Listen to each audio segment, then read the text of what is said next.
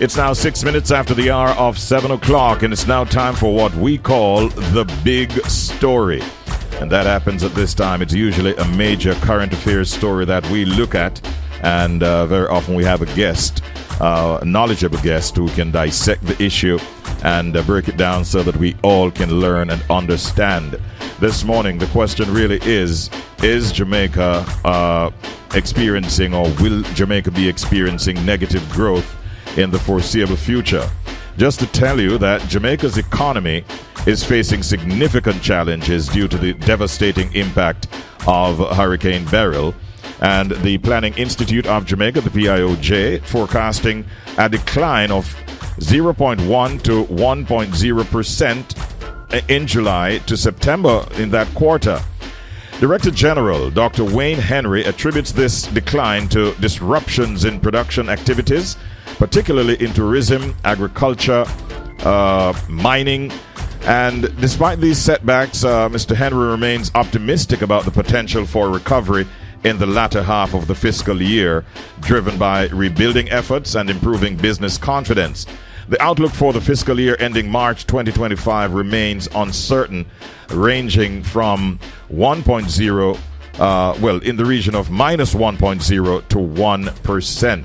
This morning, I could think of no better person than my good friend, financial analyst Dennis Chung, to help me to look in a deeper way at this matter. Good morning, Dennis. Thank you so much for joining me once again. How are you today, my brother? How are you doing, Richie? I'm good, man. All right. Thank you so very much, Dennis. So the big question that I want to ask at the very start is whether or not is Jamaica really on a negative growth path right now? Yeah, it would have resulted primarily from what happened with Beryl, because remember, it hit the south coast, and the south coast is really where our breadbasket is. And food, the impact of food in terms of the growth rates is significant. If it had gone on the north coast, I don't think it would have been as bad, because the north coast roads are in better shape also. So the infrastructure on the north coast, no doubt, is actually better. I think it would have been more resilient. But also the fact is the food production would have been impacted.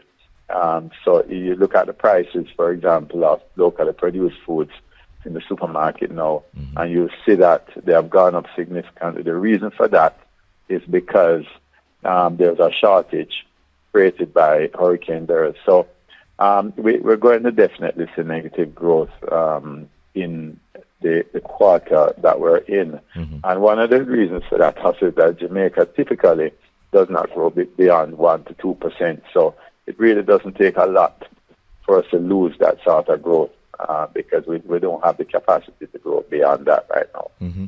So can you identify then the key sectors that are most affected by Hurricane Beryl's impact on the Jamaican economy? Well, food would be one of them. Also, things like electricity production and consumption, that would also be impacted. Of course, there'll be a slowdown in jobs on the south coast also, because of the infrastructure damage. So, there would have been a few days or weeks lost in terms of production. So those would be the main areas that would be affected, primarily down there on the south coast. But, I mean, because food is the south coast is such an important part of food production, it affects everywhere. The hotels, everything, it affects everything. Yeah. Do you have the numbers as it relates to tourism and what impact that might have suffered? No, I don't have it, but I know that there was a slowdown. There was a slowdown that was being spoken about by the president of the GHTA. Obviously, you would expect something like that because the U.S. itself, there were talks earlier about whether it's going into a recession or not. It did not create the amount of jobs that they were expecting. But there was a slight slowdown. I expect that tourism will pick up back towards the end of the year, though, because, with the winter tourist season coming up, I expect that there will be a pickup. The government is putting in some work. What role can the rebuilding efforts play in stimulating the economic recovery then? Well, the work that has been done in terms of the rebuilding, I think, is good because everyone now is back on in terms of electricity. Everyone is back on in terms of water. So that basic infrastructure is there. The roads have been cleared primarily. And also what we are doing now is rebuilding in terms of assisting persons to rebuild their homes. That is significant. That is going to add some growth to the economy because that's construction activity. What they will have to do, though, is ramp up the efforts in terms of assisting the farmers to come back on stream. Mm-hmm. And that is going to be key because even if you have the houses and the utilities back in play, as I said, the real impact that we face is the reduction in food production. And we're going to have to address that, and I think government needs to focus a lot on that. As we build back, though, the resilience is important because, I mean, you see we've seen some rains yesterday and today, we're expecting some more. Yes. So it's not very difficult during this peak of the hurricane season to actually have another blow like that. So we have to do some planning around that. And that requires some deep thought. The construction sector is where I want to go now with you, Dennis. I saw where it was reported that sector had a 2.4% contraction in construction activity. What impact might this have on the overall economy? Yeah, that would have an impact because construction, when you talk about construction, remember that we have a relatively highly unskilled labor force, and a lot of people are in construction. So between construction and agriculture, I would think takes up most of the employment. So construction would have an impact. Now, the government, as you see, has not been doing as much activity as they were before in construction. They were doing a lot more before. We also would have seen that because of high interest rates, there's a slowdown in the private construction sector because of a reduction in demand, because mortgage rates obviously went up, which is why it's important for interest rates to come back a little even more down. I don't see coming down more than maybe another 25 basis points in the next quarter. But certainly we need to send that signal. But construction, certainly, that impact will be significant on employment and growth numbers. So I expect that the government is going to get it back up and running. I find that the Spark program is taking a little too long to come off the ground. But certainly, I think that during the last quarter, we'll see some of that rebounding. You mentioned the slight reduction in interest rate recently. Let's talk a little bit more about that. Are there other kinds of policy interventions that you think ought to be implemented now to support the affected industries and to stimulate growth in the economy? Yeah, well, stimulating growth, it's going to be more difficult than actually improving the lives of people. We can improve lives of people by the Prime Minister actually spoke about the improvement in the public transportation system. If we were to do that, we would be sending on the cost for people for transportation, right? So you leave more disposable income in the pockets of people. So the move that the government is making in terms of carrying more buses and so is actually a huge move, big. The other thing, though, is on the renewable energy side. I think we should be pushing more in terms of renewable energy. And if we were to do that, then we actually could reduce the cost of energy to the consumer. That is another way of doing it. Certainly, the whole matter also of crime. I mean, we've seen that, although I've murdered 90 odd people in the last 20 odd days, crime has gone up by 16%, major crimes. And that also is a huge impact because crime takes away about 4% of GDP in terms of productivity. So if we were to focus on those three things, and the government is already focusing on the matter of the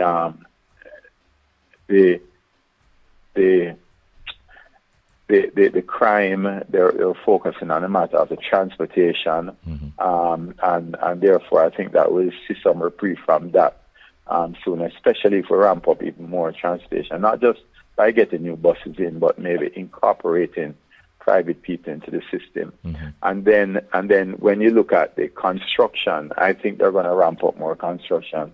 Once the Spark program gets underway, which I expect by the end of the year, we'll start seeing that getting underway more feverishly.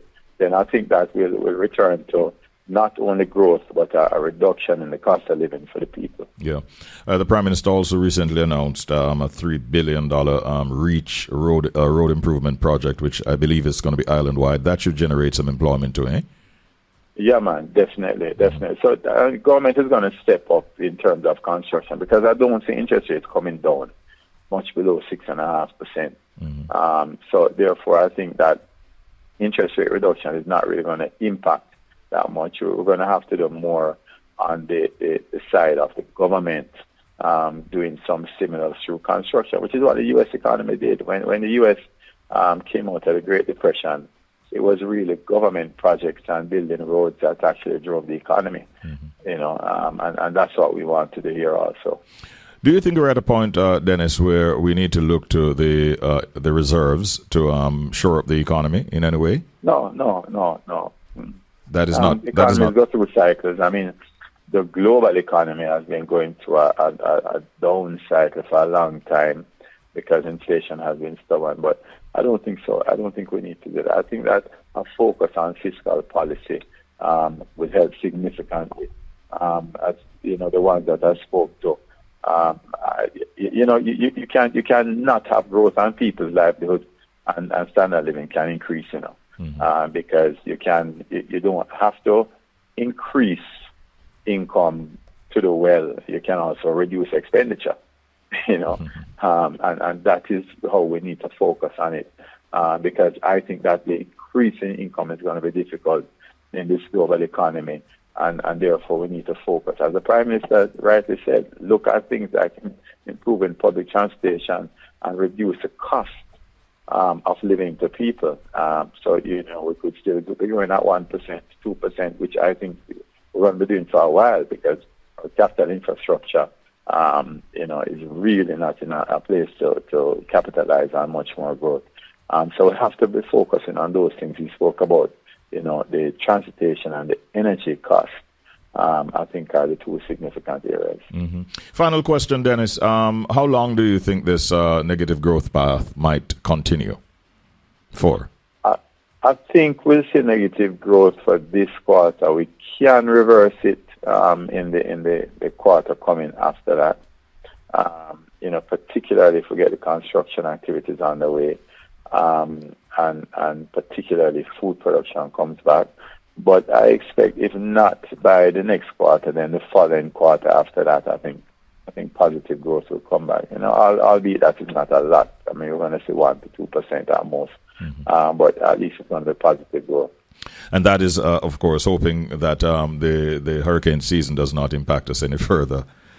Yeah, and this is why one of the things we've been doing at ADPEM is, and with the minister of local government has been on this a lot, is saying to people, if your roof goes, then obviously it was a problem why it went in the first place. So don't build it back the same way. We need to build things back better. We need to shore up in terms of the agricultural sector. How can we put things in place to prevent that sort of catastrophe from happening again? Things like that we need to look at. We need to look at more as a country. I've been saying for a long time, we need to look more at food storage. There are times when the agriculture sector produces a glut, and a lot of the foods go to waste. How can we store those things, for future use when the supply actually goes down? So we're going to have to take a different approach to it from an individual level, organization, and also from a government level if we want to, deal with these shocks going forward. Dennis, I want to thank you again for coming on and breaking things down in a manner that we can understand, and we appreciate it as always. Thanks, and have a great day, my brother. Yeah, man. No problem. You too, Richie. All right, take care. That's Dennis Chung, ladies and gentlemen, well-known financial analyst, looking at Jamaica's economy and the fact that it is now being said that we are on a negative growth path, and then looking at how we can get ourselves out of that trajectory. Thank you once again, Dennis Chung.